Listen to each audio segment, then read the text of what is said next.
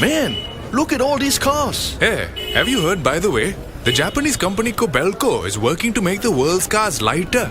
So what does that mean? Kobelco is using aluminum and steel technologies to make car parts and bodies lighter around the world. Ah, Japanese technology. The country of karate. Ha! Ha! Ha! Why do we always do that? I don't know. The talk of the world. Kobelco. We do our jobs with sincerity and integrity to make a better living environment for the people and our society. Today's work, tomorrow's heritage. Shimizu Corporation. Omron is a company like no other. It defines expectations because engineers are constantly working on something new. Machines that are attuned to the way people think and move. Therein lies technology that will one day help the future. We automate. Omron.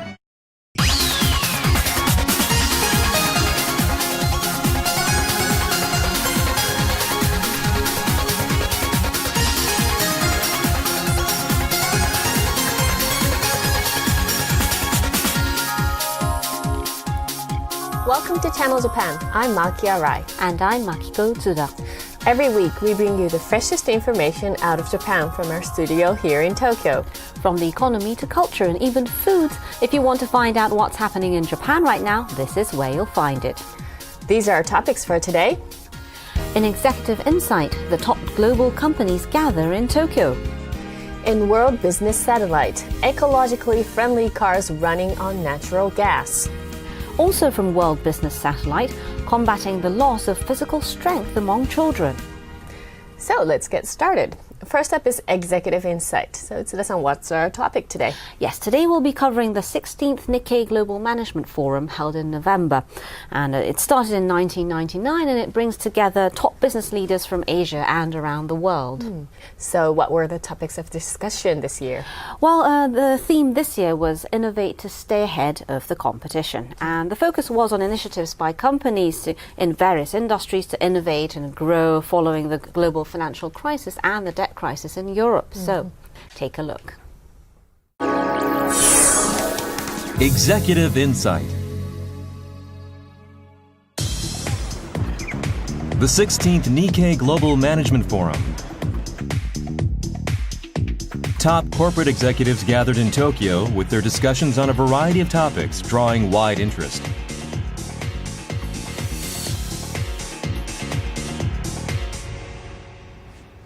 The theme this year is innovation. To enhance innovative capabilities, companies at times need to be willing to rebuild their businesses from the bottom up. Executives discussed how transformation comes from bold ideas. The first to take the stage were the leaders of two globally renowned companies, IBM and Hitachi. Both lead companies over 100 years old. I actually think it's our duty as a steward and it's our responsibility to reinvent these companies. Don't protect your past. And because if you do, it won't allow you to reinvent your company. Is never define yourself as a product. You define yourself by the solutions that you solve and never define yourself by a competitor. You should define yourself by your clients and therefore what you solve for them. And if you keep focused on that, I think that I know for us that has guided us and allowed us at times to divest of businesses when they no longer provided as much value as they should and would allow you to reallocate capital to other things and allows you to continuously move on to the new areas. You must have somehow done a big transformation. Thinking way has to be changed dynamically. The Hitachi is a technology company and very much factory-oriented cultures. Each persons or leaders is grown up in the factory to making their technology or products development, how to protect of the their business. So Jin, you already mentioned the protection is one of the serious objective to the changing of the culture. So that how to make our colleagues the more aggressive thinkings, and also that not stick on their products or services. What's the real, that the market requirements, what the customers need, those kind of different approach is one of the key point for the transformation. For companies to go global, collaboration with people and businesses from various countries is essential. We spoke with heads of several firms that have implemented unique strategies to grow their businesses. 3 top managers stressed the importance of partnerships and collaboration.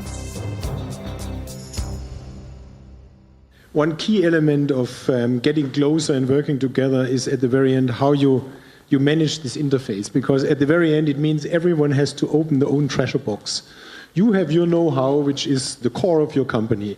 And now in order to share and to accelerate and to make development more comprehensive, more holistic, you have to show what you have to others.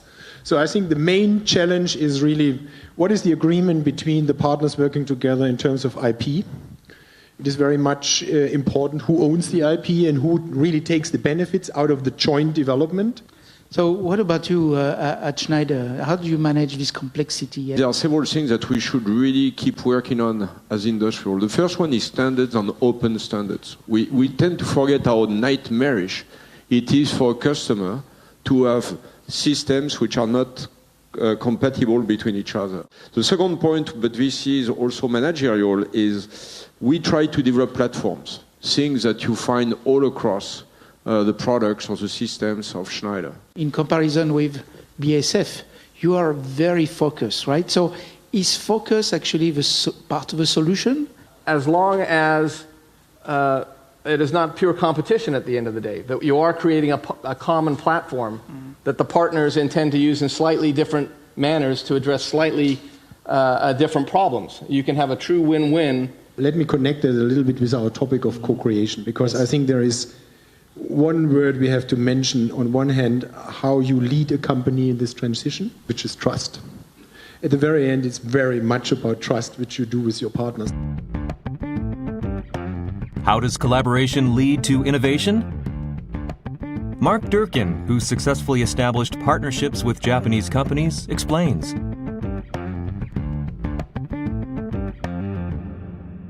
Micron coming together with Elpida was really a transformative event for Micron. We've always been a strong player in the memory industry, but with the addition of Elpida, now called Micron Memory Japan, and all the team members and capabilities and technologies and products that came with that, it's really been a phenomenally positive experience for the company. So in that sense, does that mean you'll be wanting to merge or acquire or tie up with other companies? To the extent there are mergers and acquisitions that happen, they'll be more focused towards those additional capabilities that we need to build those advanced systems of the future, and less about getting manufacturing scale in order to be cost effective in a commoditized business. So how do you see the competition going here on then? Well, I think there's still going to be lots and lots of competition. We're a truly global company, so we have access to the best and brightest team members all over the world, and we have access to all the customers in those locations because we have team members all around the world. And in an environment of the future where really customer intimacy and understanding what the customer is trying to do and tailor a more complicated memory solution to deliver the most value to that customer. Well, the collaboration between companies would surely be beneficial, but at the same time, there's still the difficult issue of protecting intellectual property. Yes, that's true. And what's interesting is that all of the business leaders we heard from talked about trust and the importance of trust between partners. And naturally, there's a fierce competition in R&D between rival companies, but there are also big advantages to collaboration in terms of enhancing innovation. And that's why it's becoming crucial for managers to think about how how to develop relationships of trust and partnerships with other companies. And especially with the Asian region poised for greater growth, I imagine the idea of collaboration will become even more important. Yes, I think you're right. And if you take a look over here, ASEAN is aiming to launch the ASEAN Economic Community by the end of 2015 to liberalize the flow of people, goods and services among member countries. And in essence, it means 10 countries will become a single economic bloc covering 600 million people. And the region will become even more attractive, not just as a manufacturing base, but also as a market. And at the forum, there were also discussions among business leaders on the front lines of the fast-growing Asian market. So take a look. Among the participants this year were the heads of Japanese companies who have been focusing on capturing diverse consumer trends. Lixil Group is a maker of various housing-related products. The president and CEO, Yoshiaki Fujimori, offers this view. Consumer preferences are becoming extremely diverse. There's even a phrase to describe this trend: markets of one. The question is how many products you can make to meet the needs of an individual, of just that person. They can be industrial products and services, and a combination of both. The ability to create things demanded by the market will differentiate our company. Teruo Asada is the chairman of Marubeni Corporation, a major Japanese general trading firm. He too is focusing on nurturing professionals who can respond to changes in the market. As a general trading firm, what role will innovation play in the future? What's important for any company is the ability to continually grow and to enhance corporate value. For a general trading firm, that means constantly increasing portfolio efficiency. After all, the battleground is overseas. So, it's a question of how fast we can develop new markets abroad and how to keep building up human resources. So people are an extremely valuable asset. People on the ground are the foundation. I believe it's crucial to get our employees to gain wide-ranging experience quickly in practical skills. If necessary, they should go overseas in their first year and handle projects on site to absorb various things on their own. The business of general trading firms is becoming very diverse. But we're no longer at a stage where new employees can simply look at what veterans are doing and follow them. To a certain extent, there has to be a system for them to learn. That's why we have a program for employees to study abroad. And what's especially important for a general trading firm is an employee exchange program with our main customers overseas. Your firm deals in a wide variety of products and services, so what is the responsibility of top management? The focus, naturally, has to be on what's happening on the ground. A CEO of a general trading firm really has to be in constant close contact with people on the ground. Communication is important, but even more critical is communication with the customer. So building relationships with the heads of other companies is something that's especially key. Also here were the heads of companies from fast-growing ASEAN member countries. We find out what innovation means to Southeast Asian businesses. Executives of companies in Japan and around the world are turning their sights to the ASEAN region as the next battleground.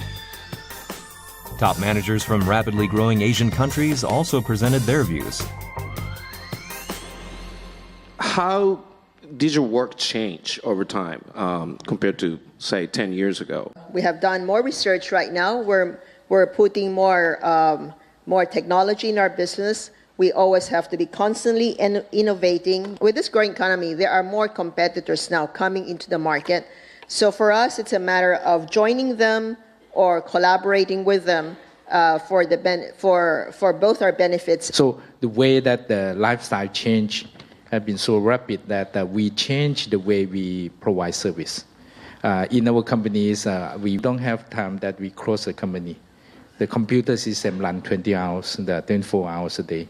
And we are expanding the same kind of service throughout Asia. Thank you very much. Ramon-san. Philippines, with overseas workers, remittances of over $25 billion a year, and BPO, call centers of another $20 billion. All these are kept in the Philippines today. This money are invested mostly in stock market, real estate, and development, and putting up of more and more businesses. During the 2 days of the Nikkei Global Management Forum, top business leaders from around the world discussed innovation in management. To sum up the main points of the conference, we spoke with John Viehmeyer, the chairman of global consulting services firm KPMG. With more than 35 years of experience in the field, he is considered an influential expert on corporate and fiscal issues. If you are a business, you have to stay ahead of the pack, and you have to constantly be innovative. Is there anything specific to what they need to do now? What's really different today is just the speed with which all of that is occurring. I think the demands it places on an organization to not just innovate, but to innovate at a pace which I think most companies have not been used to doing. That is a very difficult thing for CEOs to do, or are they finding it very challenging? I think it's clearly challenging, but it's also a great opportunity. I think it's what energizes a lot of CEOs and energizes a lot of companies, this opportunity to transform your organization, take advantage of some of these new technologies that are enabling you to not only move more rapidly, but to get closer to your customer.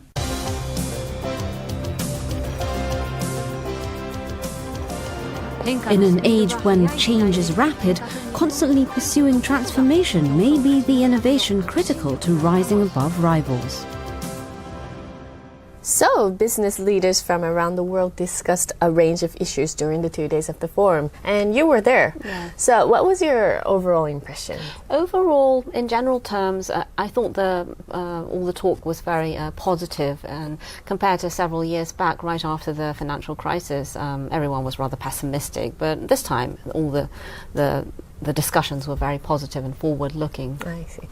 Well, the chairman of KPMG International, John Viehmeyer, talked about the need to speed up innovation, and it certainly speaks to how intense competition is out there. I agree, but at the same time, everyone pointed out that the most important factor for a company is to deepen, strengthen relationships with customers. And while things are getting more complex on a macro level, the basis of business will always remain the same: the customer.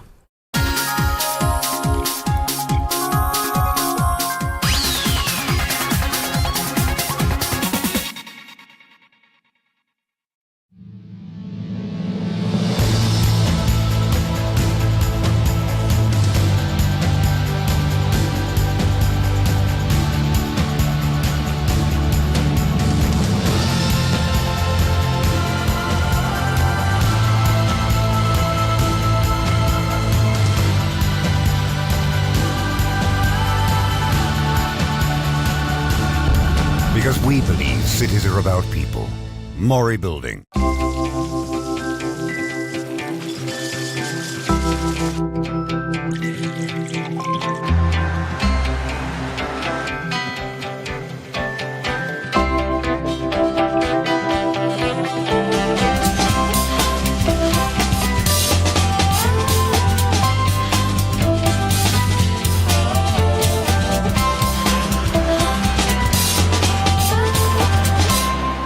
Mitsui & Company.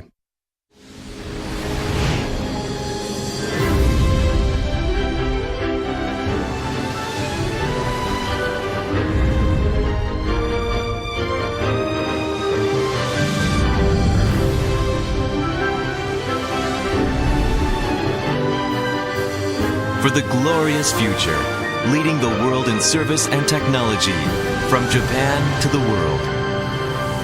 East Japan Railway Company. Mitsubishi Electric is helping to change the environment for the better around the world. Green subway systems in India.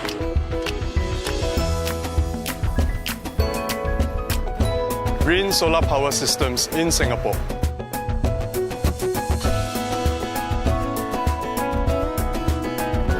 Sistem AC ramah lingkungan di Indonesia. Eco changes for a greener tomorrow. Mitsubishi Electric.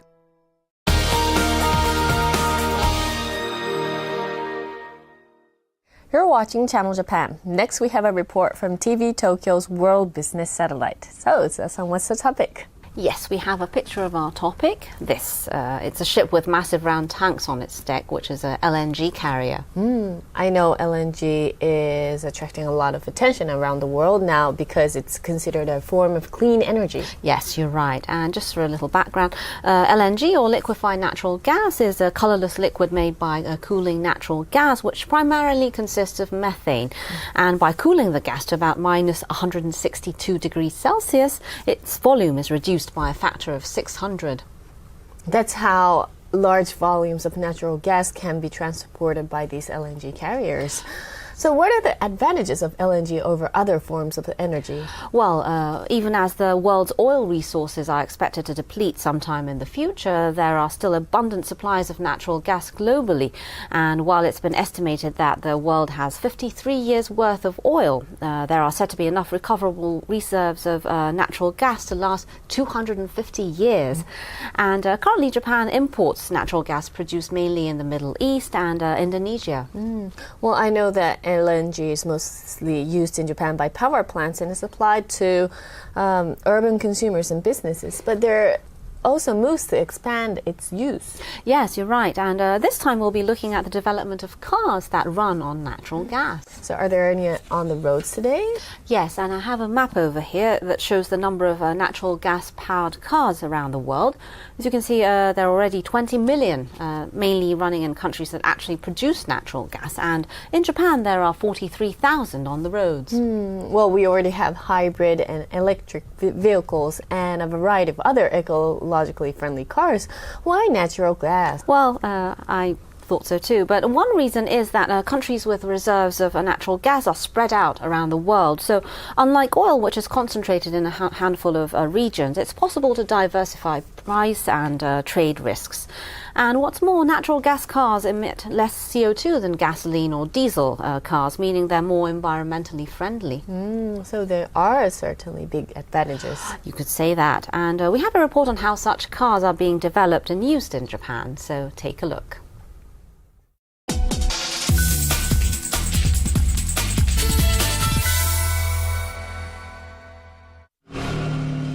The foot of Mount Fuji. Appearing with its engine roaring is a racing car. It's said to be the first of its kind in Japan.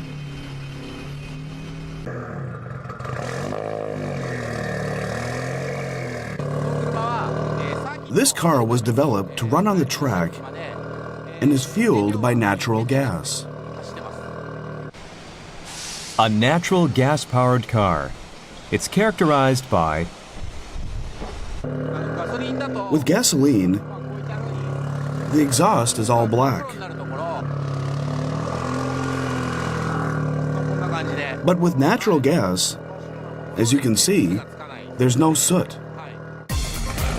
In addition to not spewing out air-polluting black smoke and sulfur oxide, carbon dioxide emissions are 20 to 30% those of cars running on gasoline.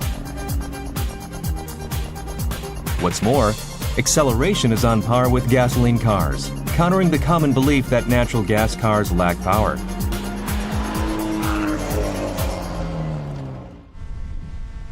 This natural gas engine is being developed by car parts maker HKS. We've been developing engines because we believed the age of natural gas would arrive someday. No one was interested. People didn't understand why we were doing this. Company president Hiroyuki Hasegawa has been working on the development of natural gas engines since 2003. This model was designed for use by trucks and other large vehicles and is said to deliver more power than the latest diesel engine. The company also operates a business of modifying regular gasoline cars to run on natural gas. This is called a bi-fuel car and can run on both natural gas and gasoline. The refitting cost is between $6,000 and $8,000, but orders are said to be increasing. Yes. どれぐらいの割合で増えてるんですか？ How どれぐらいの割合で増えてるんですか？ much? どれぐらいの割合で増えてるんですか？ Yes. どれぐらいの割合で増えてるんですか？ They're up every year by several $1 million annually. We believe business will continue growing. The future is bright. Takehiro Hayakawa works at a company selling industrial fuel in Shizuoka. For work, he rides a biofuel car modified by HKS. About $12. That's right. As a total cost, it's quite a good deal. This is the natural gas fuel gauge. A full tank of natural gas is enough for about 300 kilometers. When that runs out, the engine automatically switches to gasoline. With the two fuel sources, the car can travel a total of 700 kilometers. They say a major advantage is being able to go on long-haul drives without having to refuel. Mr. Hayakawa's company operates a gasoline refilling station and installed a natural gas pump 8 years ago. Since the 2011 earthquake and tsunami in northeastern Japan, there's been a renewed focus on natural gas cars, and operations are improving. We believe the attractiveness of the vehicles and infrastructure will grow even more. As the world tries to wean itself from oil dependence, the United States, too, has been shifting from a petroleum to natural gas-based society on the back of its shale gas revolution. As a result, demand for natural gas cars has also been growing. The number on the roads is increasing at a pace of more than 2 million a year. Last year, a natural gas engine manufactured by Italian car maker Fiat was voted the best green engine of the year by motoring journalists around the world, beating out electric and hybrid models. The lead taken by other countries is something that Waseda University professor Naoto Onzo is acutely aware of. He has been working to popularize natural gas cars in Japan. On this day, he visits the Environment Ministry. I've been involved in promoting natural gas cars for more than 3 years now. But there's a limit to what I can do. I'd like this to be tackled from a national perspective by industry, government, and academia. He says natural gas engines are ideal, especially for large vehicles such as buses and trucks. A view shared by the Environment Ministry. We see the biggest potential in mid-distance cargo transport by trucks. That would be the advantage of natural gas vehicles. We hope to promote adoption in this area. Kadoma, Osaka. Echo Truck is a delivery company founded 15 years ago with the aim of using low-emission vehicles. One of the drivers, Terumasa Sugimoto, points to the advantages. It's the lack of vibration and how quiet they are. When we drive to food product companies, our customers comment that there's no smell.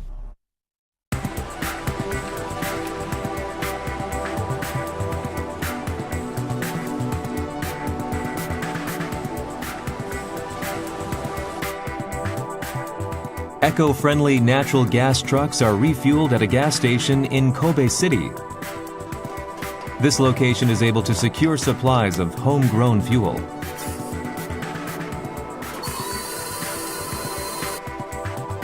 Underneath, there's actually a city sewage treatment facility. So, how is it made?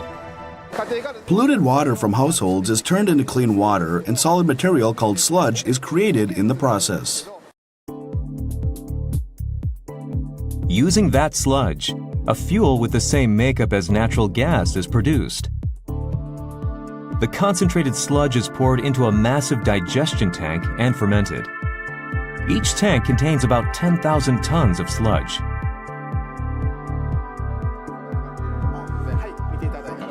Inside, I can see that it's bubbling up. Those bubbles are digestion gas. That digestion gas is refined with the composition adjusted so that it has a 98% concentration of methane, the same as natural gas used for vehicles. They say the price is 30 to 40% lower than commercially sold natural gas. This locally produced, locally consumed renewable energy source that can be used by natural gas cars has attracted interest from around the world. We buy gasoline from outside, not produced. But if we use the recycle, then it's so important for us. All over the world, people use still the gas, but it's very harmful to this world. The moving of the eco-friendly energy source is very slow movement. As moves to reduce oil dependence gain steam, the status of eco-friendly and economical natural gas cars is also expected to grow.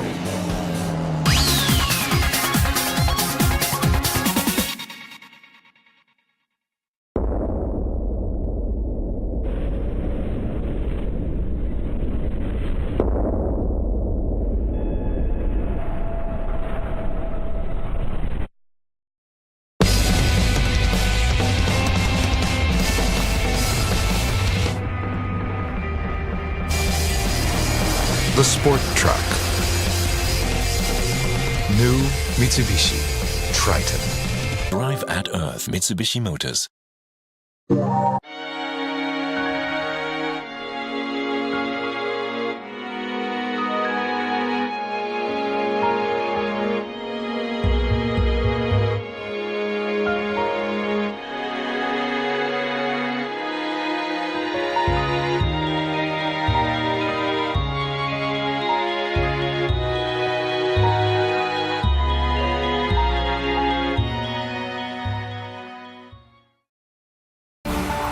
Let's enjoy Japan.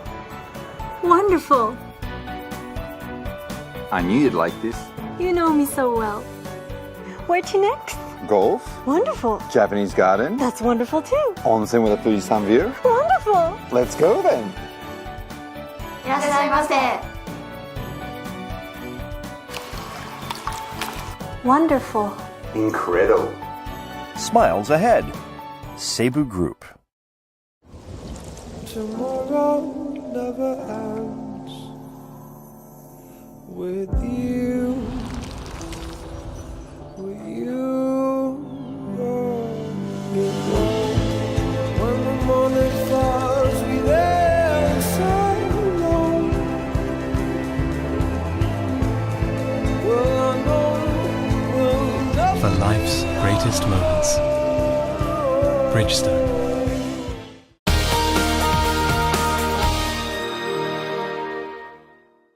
And what's next? Yes, next is the decline in physical strength among children. I've been hearing more about that recently, so what's the reason?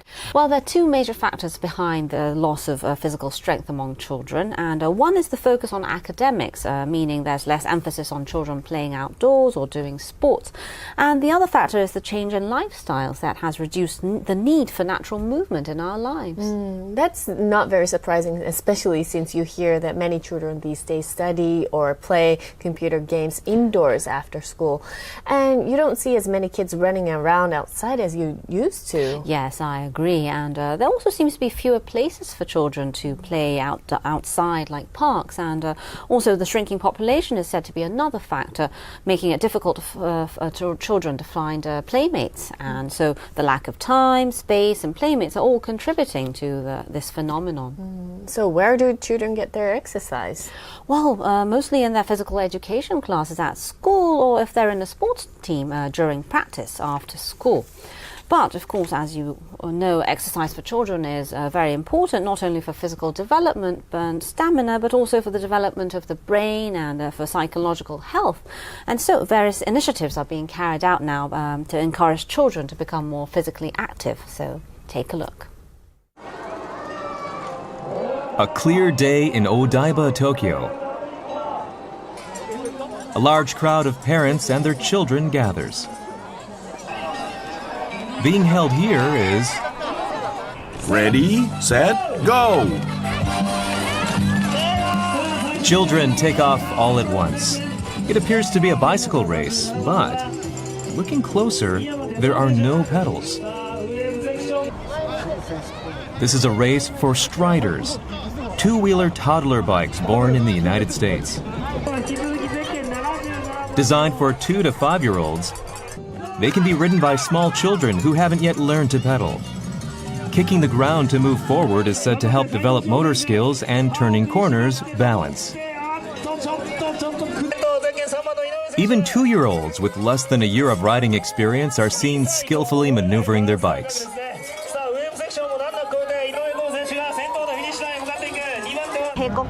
I wanted my child to develop a sense of balance. I think my child's physical ability and balance have improved. The parents of this active 4-year-old say they've noticed a big change in him. He's changed quite a lot. He's built up strength in his legs and runs faster in races. He was also able to start riding a regular bike soon after he turned 3. More than 250,000 Striders have been sold in Japan over the past 5 years. While the number of children is declining overall, the market for toddler and children's bicycles is expanding. Children who used to play mainly inside the home are starting to want to go outside, to a park, and ride their Striders. They've become a reason to play outdoors. A recent government survey found a noticeable rise in the number of children who get no exercise. Parents worried about the deteriorating physical strength of their children are turning to other solutions.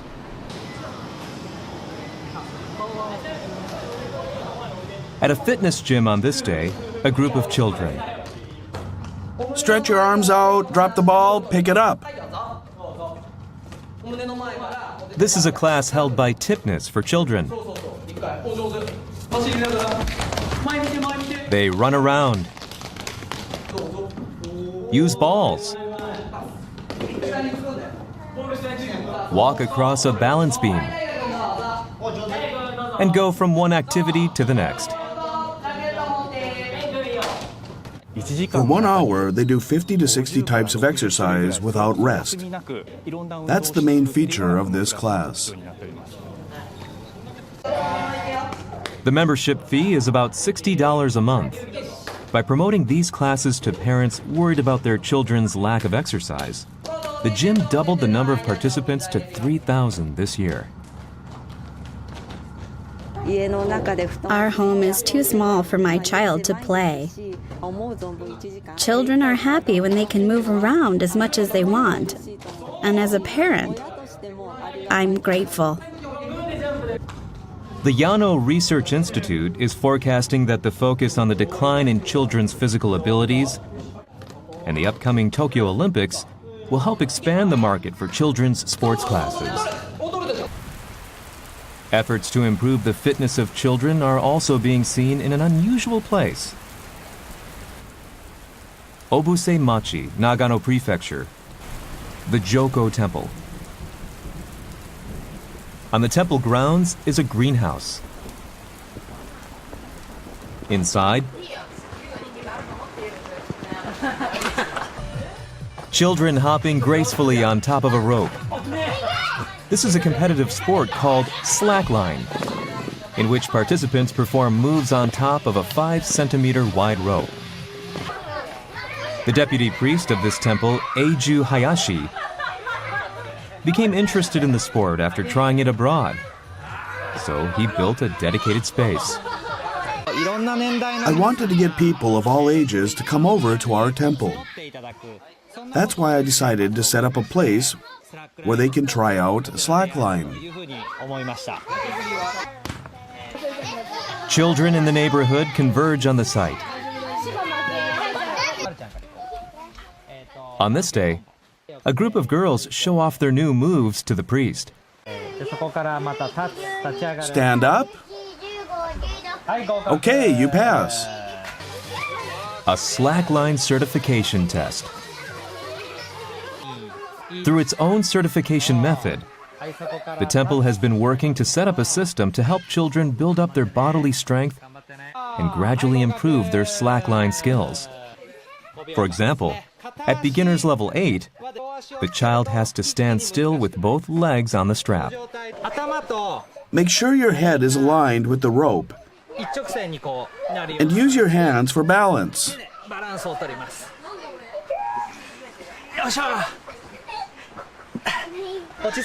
When you're about to fall and rebalance yourself, it strengthens the core. Through the certification scheme, many of the children have become physically stronger, with some even entering official slackline competitions. This facility is being backed up by local companies. Each pays about $100 as a sponsorship fee, contributing to the physical fitness of local children. The children have fun, and by repeatedly practicing, they dramatically improve their skills. All of our sponsors are extremely happy with the results. And in Tokyo, where the Olympic Games will be held 6 years from now,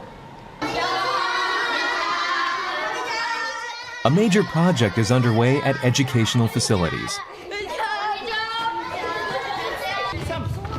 The children here aren't participating in a typical physical education class.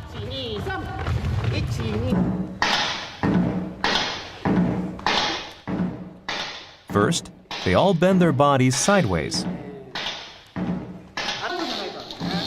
Then they slide their shoulders and hips in opposing directions. This is a new type of training exercise called coordination. This is training to stimulate the inner muscles and nerves. It helps improve posture and is easy to do even if it's your first time. Using a training method entirely different from that in typical physical education classes, they hope to build up dexterity as well as reflex and physical ability. It was first proposed by Tokushima University professor Hideo Araki. A study carried out this year showed that 5th graders who underwent the training were able to throw balls farther than before. The principal of a school that adopted the method says he was concerned by the loss of physical strength among his pupils. Children nowadays have weak bones and low stamina.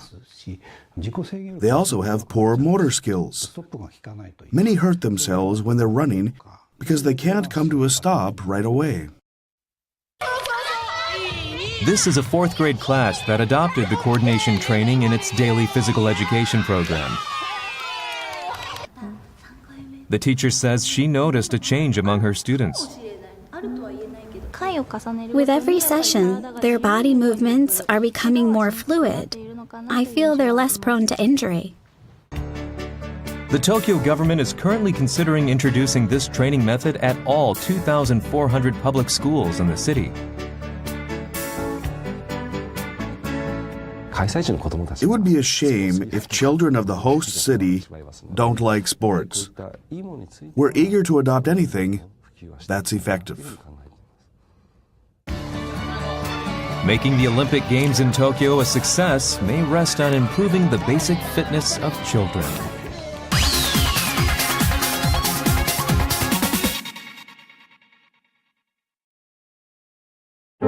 Az én álmaim autója, amit lerajzoltam, egy nagyon környezetvédő autó. Milyen jó lenne, ha sikerülne a megálmodott házamba költöznöm, ahol tudok kísérletezni és állatokat megfigyelni.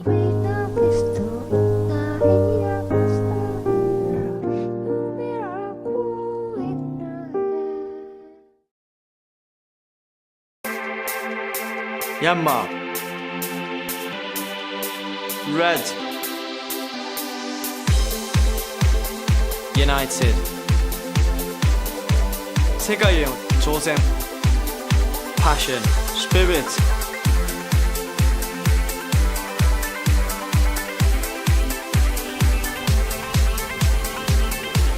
次のプレミアムフィールドへ。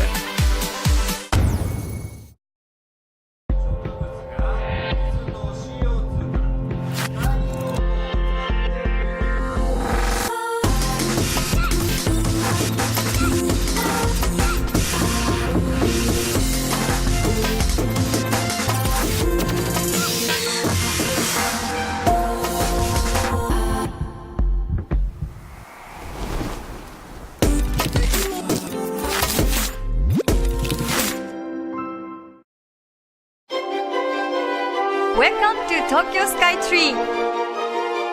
This is the grand panoramic view from 450 meters. Here you'll experience the unforgettable. Look, enjoy, be amazed, and be awestruck. That's what Tokyo Sky Tree is all about. Japan's latest landmark, Tokyo Sky Tree.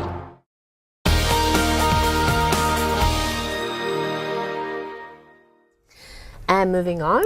Yes, next we take a look at this. Japanese sake. Yes, you're right. And our report is on the manufacturing of sake. And I'm sure you know what sake is made from. Of course, rice. Yes, that's it. And just to explain a little more, sake is made by mixing rice malt and water and putting them through a fermentation process. So naturally, rice is essential for sake. Yes, exactly. And the brewery that makes the Dasai brand sake is struggling to secure stable supplies of sake making rice and report on a project that they recently launched to solve this problem. So take a look. Sake made from Yamada Nishiki tastes the best.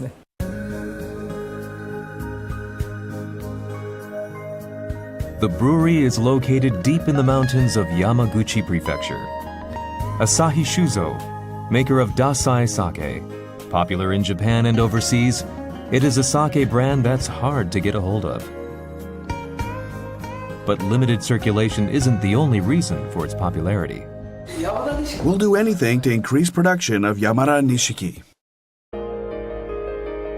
The main ingredient of Dasai is a sake-making rice called Yamada Nishiki.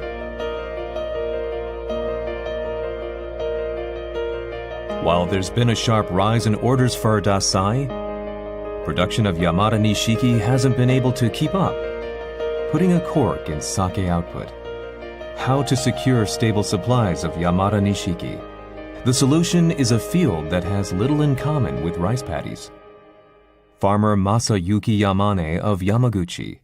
This year, he began growing Yamada Nishiki rice. Agriculture that's fun and profitable.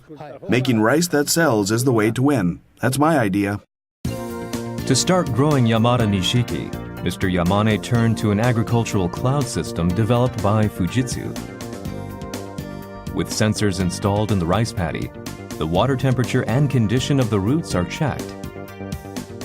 Pictures are also taken every day by an observation camera and stored. With this data, I can give this paddy to my children. I can pass it on.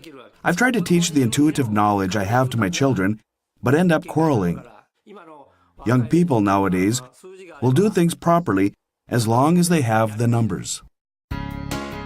The data and pictures collected are stored in Fujitsu's cloud system. Mr. Yamane shows that information to experts to get much needed advice. We visited Fujitsu to find out more about this system.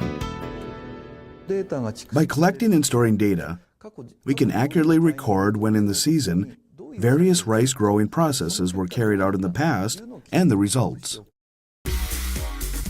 The company has been offering agriculture-focused cloud services since 2012. By using information communication technology to create a rice-growing database, they say the hurdle for novices to enter the agricultural field is relatively low.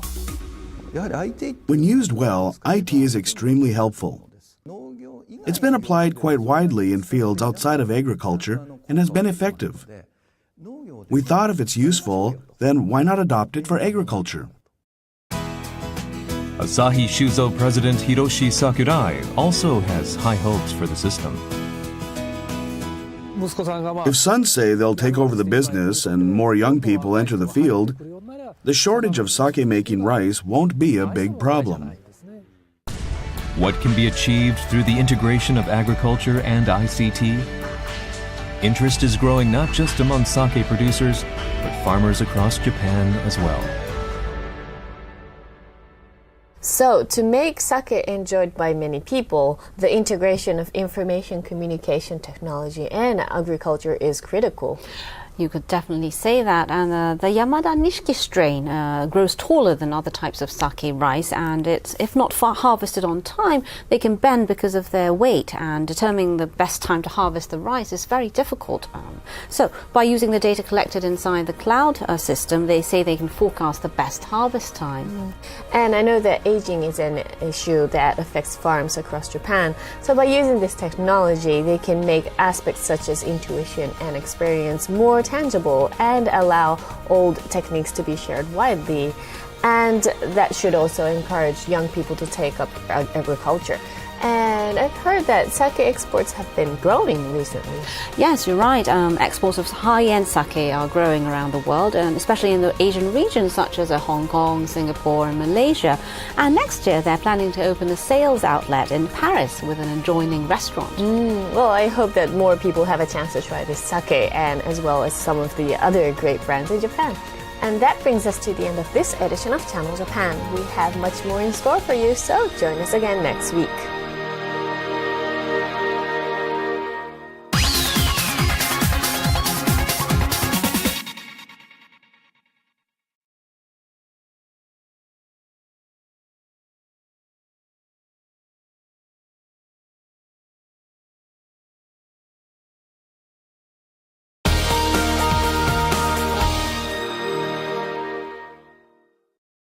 Man, look at all these cars. Hey, have you heard, by the way? The Japanese company Kobelco is working to make the world's cars lighter. So what does that mean? Kobelco is using aluminum and steel technologies to make car parts and bodies lighter around the world. Ah, Japanese technology. The country of karate. Ha! Ha! Ha! Why do we always do that? I don't know. The